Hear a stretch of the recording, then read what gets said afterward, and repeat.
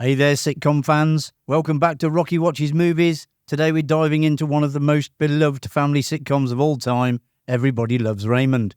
This Emmy-winning show entertained millions with its hilarious take on family dynamics, but there's a lot that went on behind the scenes that you might not know about. So grab some cannoli and let's go through 20 things you never knew about Everybody Loves Raymond. The show kicked off after Ray Romano's stand-up set on The Late Show with David Letterman.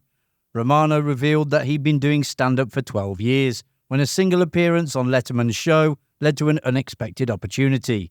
The very next week, Letterman's production company called him, eager to develop a TV show based on his comedy, and thus, Everybody Loves Raymond was born. Phil Rosenthal's big break came when he submitted a speculative script for Frasier to David Letterman's production company, Worldwide Pants. Impressed by his work, the company hired him to develop Everybody Loves Raymond.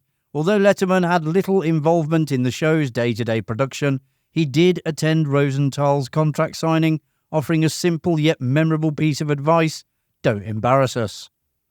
The show's title might be iconic now, but Ray Romano wasn't exactly thrilled with it. According to Romano, the title stemmed from a sarcastic comment his real-life brother made. As a police officer, his brother humorously contrasted his own tough job with Ray's success, quipping, "Yeah, everybody loves Raymond." Despite the title's potential to invite criticism, CBS liked it so much that it stuck, much to Romano's initial disappointment. Doris Roberts nearly didn't audition for the role of Marie Barone because she was busy directing a play at the time. Fortunately, the play's producer arranged for Roberts to be available one Monday afternoon, and she seized the opportunity, ultimately beating out over 100 other actresses for the part. Peter Boyle was perfectly cast as Frank Barone, and the story of how he landed the role is just as memorable. On the day of his audition, Boyle faced several frustrations: trouble entering the studio lot, no available parking, and entering the wrong building. By the time he finally reached Ray Romano and creator Philip Rosenthal, Boyle was genuinely enraged, channeling that anger into his audition. Romano later revealed that Boyle was going to be cast regardless, but his audition sealed the deal. Jane Sibbett, best known as Carol on Friends, was initially offered the role of Deborah. However, when Sibbett learned that Ray Romano was unaware of her being cast and was instead pushing for Patricia Heaton, she declined the role. Maggie Wheeler, famous for her role as Janice on Friends, also auditioned for Deborah, but she ended up playing Deborah's friend Linda as a consolation. Heaton eventually landed the part just 1 week before filming the pilot. Monica Horan, who played Amy McDougall, Robert's eventual wife, was married to the show's creator Phil Rosenthal.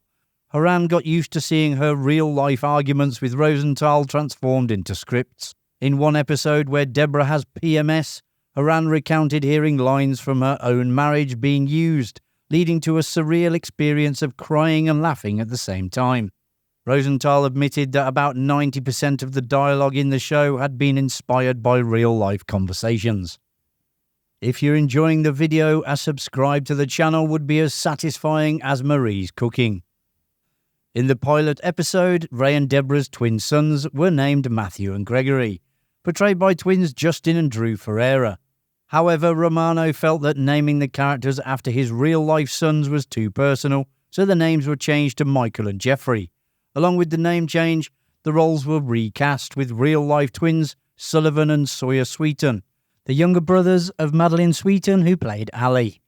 For some reason, though, the name Allie remained the same, mirroring Romano's real daughter's name. Ray Romano's real-life brother, Rich Romano, was the inspiration for Robert Barone. A retired NYPD sergeant, he endured plenty of ribbing from his colleagues, who joked that the show was a documentary of his life. While Brad Garrett added his own twist on Robert's character, the storyline about Robert moving back in with his parents was directly pulled from Ray's own family experience. Patricia Heaton's father, Chuck Heaton, was a sports writer for the Cleveland Plain Dealer for 50 years, a detail that was subtly referenced in the show. In the episode Recovering Pessimist, Deborah lists off Ray's competition for a Sports Writer of the Year award, mentioning Chuck Heaton's work, which is a nod to Heaton's real-life father. Peter Boyle's acting career was referenced twice in the series. in the Halloween episode Halloween Candy, Boyle dressed as Frankenstein's monster, a role he famously portrayed in Young Frankenstein. Also in the episode 6 Feet Under, Frank Barone gives Ray a philosophical speech, mirroring a famous scene Boyle had in Taxi Driver as the character Wizard. During the final 2 seasons, Ray Romano became the highest paid actor on television, earning between $1.7 and $1.8 million per episode. This impressive figure surpassed Kelsey Grammer's $1.6 million per episode for Frasier, setting a new benchmark in TV history. Everybody Loves Raymond was so successful that it inspired international adaptations. The Russian version, The Voronins, became the country's #1 comedy, even producing original episodes after exhausting the American scripts. The show also had versions in countries like Egypt, Israel, the Netherlands, Poland, and the Czech Republic, each with its unique local twist.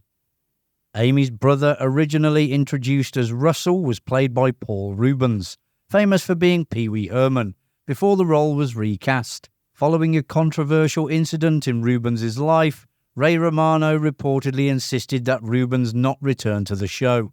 The character was rewritten and reintroduced as Peter, played by Chris Elliott, giving Amy a very different sibling dynamic.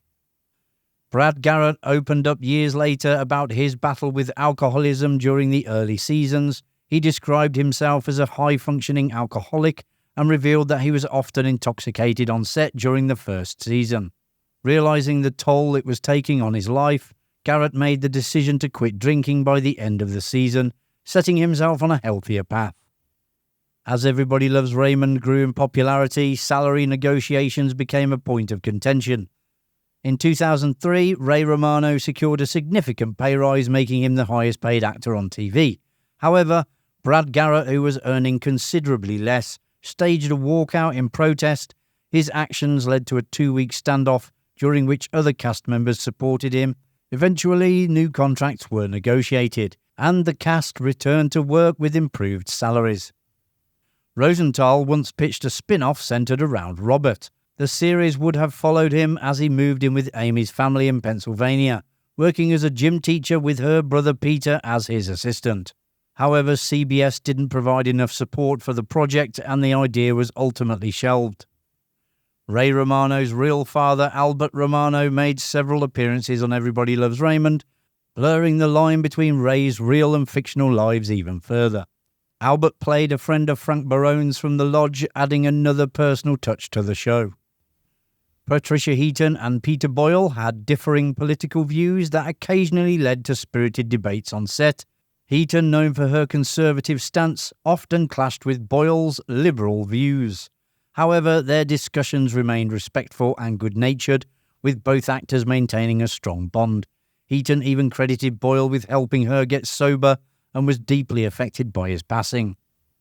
Phil Rosenthal, the show's creator, decided to end the show after 9 seasons, citing a lack of new ideas.